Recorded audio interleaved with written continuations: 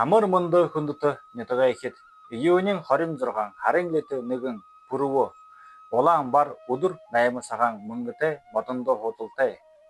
Өнө өдөр ханан кэрэг түргэн бүтхэ. Сэтгэлээ ханаа бодол түргэн баялуулагдахэ. Хөл амон номгоруулахад гэрээ барилгад саялай ажуулда. Хөлсэй баталхад галтай шоройтой галтай газартай холбоотой ажуулда.